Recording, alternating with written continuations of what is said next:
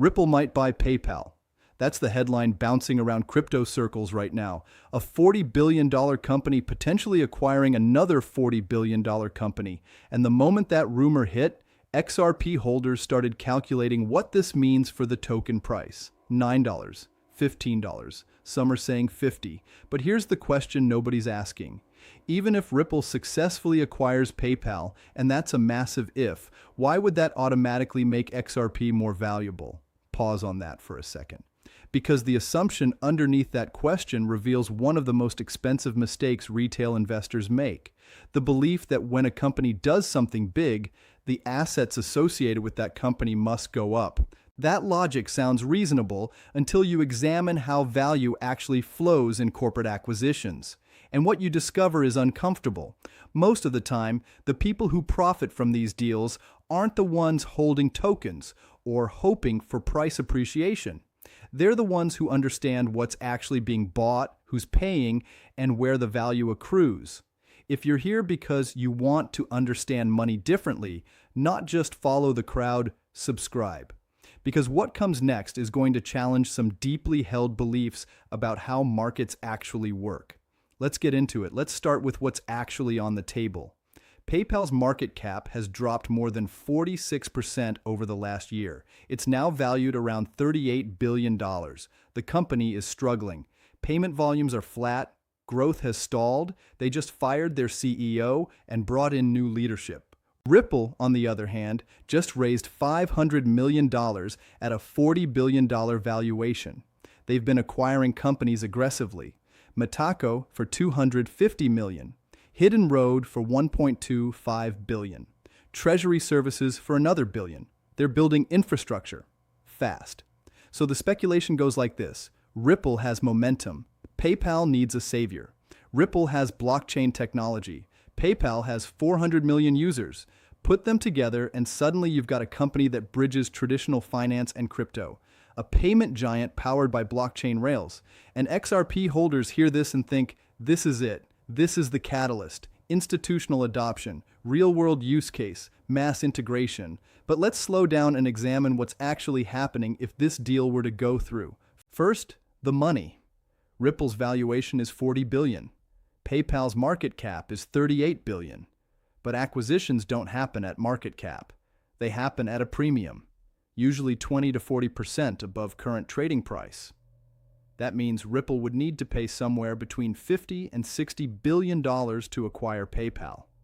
Ripple is a private company. Most of its value is in equity, not cash. To pull off a deal this size, they'd need a combination of debt financing, strategic partners, and probably equity swaps. This isn't a simple transaction. This is a years-long regulatory and financial gauntlet. And here's where it gets interesting. Even if Ripple structures the deal, even if they secure financing, even if regulators approve it, what are they actually buying? They're buying PayPal's payment infrastructure, its user base, its brand, its relationships with merchants and banks, its regulatory licenses across dozens of countries. Notice what's not on that list? Automatic XRP adoption, mandatory token integration, price appreciation for existing holders. This is where most retail investors make the critical error. They confuse company success with token value. Let me explain the difference because this is where billions of dollars in misplaced expectations live. When a company like Ripple acquires another company, they're buying revenue streams, technology, market share, and competitive positioning. They're strengthening the business. That makes the company more valuable. If Ripple were a publicly traded company, this might boost the stock price because shareholders own a piece of the growing business. But XRP isn't equity in Ripple. It's a separate digital asset that Ripple created and still holds a significant portion of. The token's value is supposed to come from utility, from being used in transactions, from demand in the market. So the question becomes, does acquiring PayPal automatically increase demand for XRP? Does it force PayPal's 400 million users to suddenly start buying and using XRP? Not necessarily. In fact, probably not at all. Here's why. PayPal already has its own stablecoin, PYUSD. Ripple has its own stablecoin, RLUSD. If these companies merge, the most likely scenario is they unify around one of these stablecoins or create a new one. Stablecoins are what payment companies actually want. Predictable value, no volatility, regulatory clarity. XRP, on the other hand, is a bridge asset. Its designed use case is moving value between different currencies quickly. That's useful for banks doing cross-border settlements. But for consumer payments, for buying coffee or paying rent, stablecoins do that job better because they don't fluctuate. So Ripple could acquire PayPal, integrate all the technology, serve hundreds of millions of users, and XRP might barely factor into the equation. But retail investors don't think about it that way. They see the headline, Ripple acquires PayPal, and their brain fills in the rest. Adoption, integration, demand, moon. This is narrative thinking, and narrative thinking is expensive. Let's zoom out and look at this through the lens of institutional investing versus retail speculation. When a company like Ripple makes an acquisition, they're executing a business strategy. They're thinking about revenue synergies, cost reductions, market positioning, long-term competitive advantage. None of that is designed to make XRP go up. It's designed to make Ripple Labs, the company, more valuable. If Ripple were a public company and you owned shares, you'd benefit directly. The company gets stronger, your equity stake becomes more valuable. That's how stock ownership works. But XRP holders don't own equity. They own a token. And that token's value is determined by supply and demand in the open market. If demand doesn't increase, the price doesn't increase. It's that simple. Now, could the acquisition indirectly create demand for XRP? Sure. If the combined entity decides to use XRP as a settlement layer for certain transactions, that creates real utility. If they build products that require holding or using XRP, that creates demand. But that's a long chain of ifs, and it requires Ripple to choose XRP over alternatives that might be easier, cheaper, or more compliant with regulations. This is the psychological trap. Big news sounds like it should equal big profits, but the pathway from news to value is almost never direct. Most of the time, the value accrues to the people who structured the deal, the company that gets stronger, the insiders who understood what was actually being bought. Retail holders get the narrative. Insiders get the value. Here's another uncomfortable reality. Let's say the acquisition happens. Let's say it's wildly successful. Ripple and PayPal merge. The new entity processes trillions in payments. It becomes the dominant player in global digital payments. That still doesn't mean XRP holders profit. Why? Because Ripple Labs, the company, still holds billions of XRP. If the token price rises, they benefit. But they also control the supply. They can sell when they want. They can issue more if needed. They can structure deals where partners receive XRP as part of payment agreements. In other words, the company has optionality. They control timing, distribution, and use cases. Token holders, they have none of that. They can only buy, hold, or sell based on market conditions they don't control. This is the asymmetry that most people never consider. The entity that benefits most from the acquisition is Ripple Labs. The entity that might benefit secondarily is XRP. And even that's not guaranteed. Now layer in the regulatory complexity. Ripple just won a major legal battle with the SEC. That's good for them. But acquiring PayPal would put them under an entirely different set of regulations. PayPal is a registered money transmitter. It operates under banking regulations in multiple jurisdictions. If Ripple acquires it, they inherit all of those regulatory obligations. They'd be subject to Federal Reserve oversight, FDIC reviews, anti-money laundering requirements, consumer protection laws. Every regulator in every country where PayPal operates would need to approve the change in ownership. That process alone could take a year or more. And during that time, there's zero guarantee that XRP factors into the conversation at all. In fact, regulators might prefer the combined entity to use stablecoins or traditional rails specifically because they're less controversial than a volatile digital asset. So what's the better question to ask? Instead of, will this acquisition make XRP moon? Try this. Where does value actually flow in corporate acquisitions? Value flows to the company that becomes more efficient, more dominant, more profitable. Value flows to shareholders if it's a public company. Value flows to debt holders if the acquisition is leveraged. Value flows to strategic partners who helped structure the deal. Value rarely flows automatically to holders of a speculative asset that happens to be associated with the acquiring company. This isn't pessimism, it's financial literacy. The difference between company success and asset price behavior is one of the most important concepts in investing, and it's one of the least understood. People see Apple release a new iPhone and assume Apple stock goes up. Sometimes it does, sometimes it doesn't. Why? Because the market already priced in expectations. The news was anticipated. The growth was modeled. The stock price reflects forward-looking assumptions, not just what happened yesterday. Same logic applies here. If Ripple acquires PayPal and the market already expects XRP to benefit, then that expectation is probably already priced in. The people who bought early on the rumor, they might profit. The people who buy after the announcement, they're often buying the top of the hype cycle. This is why narratives are dangerous. They feel true, they sound logical, they get repeated until they seem like facts. But markets don't care about narratives. Markets care about cash flows, real demand, measurable utility. If XRP develops genuine, sustained demand because of increased utility, the price will reflect that over time. But that's a fundamental story, not a hype story. And fundamentals take time to play out.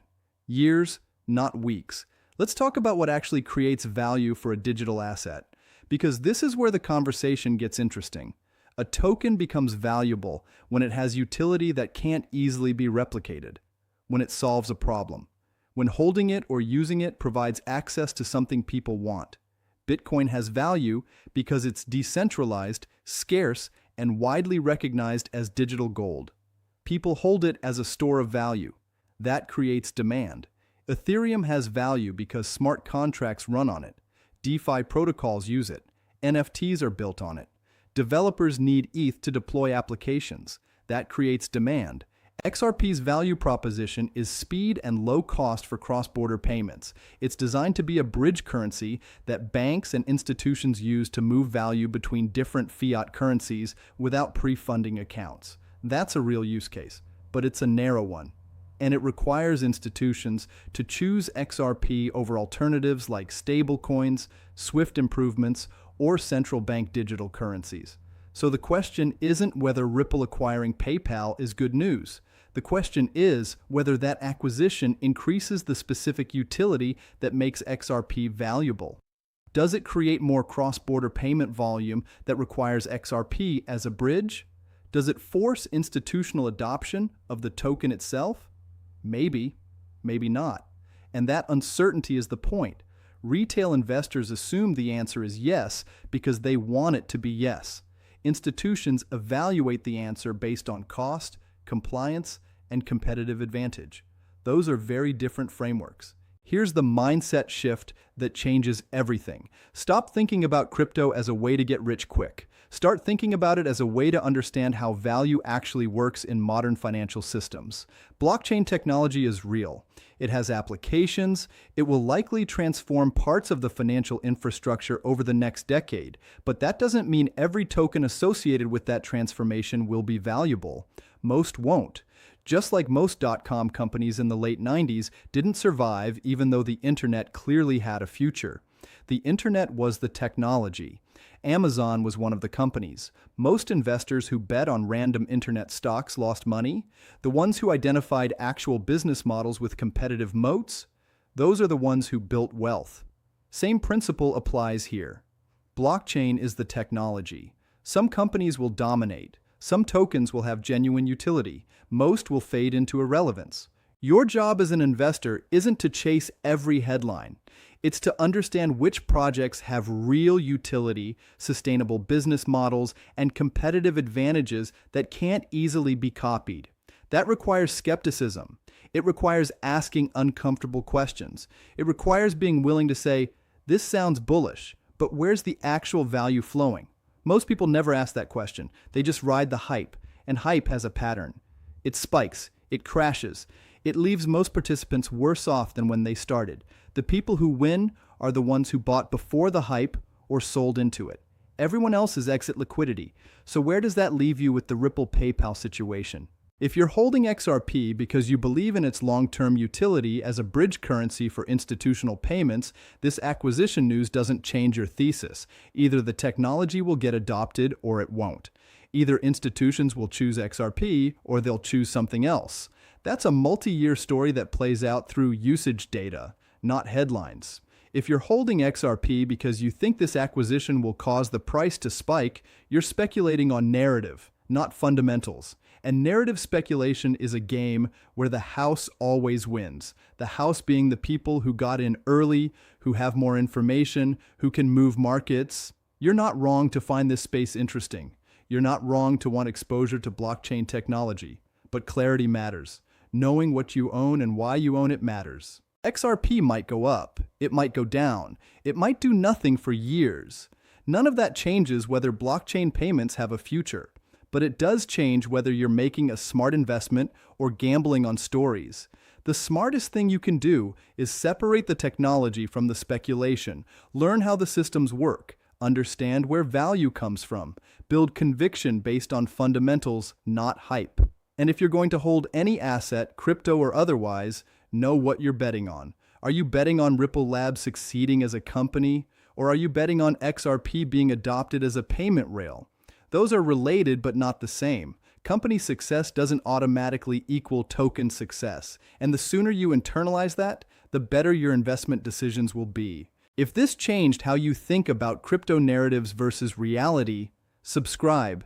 We're here to cut through the noise and explain how money actually works, not to sell you hype, not to make predictions, just to give you the tools to think clearly about what you're doing with your money. Drop a comment if this reframed your perspective on the PayPal acquisition news. Let's talk about it, because the more people who understand the difference between headlines and value, the fewer people get burned by speculation. Real wealth isn't built on hopium. It's built on understanding. And understanding takes time. It takes skepticism. It takes being willing to say, everyone else is excited, but I need to see the actual mechanism of value creation. That's the mindset that protects you. That's the mindset that compounds. That's the mindset that lets you sleep at night, regardless of what the charts are doing. This isn't about being anti-crypto. It's about being pro-clarity. And clarity is the most underrated edge in investing.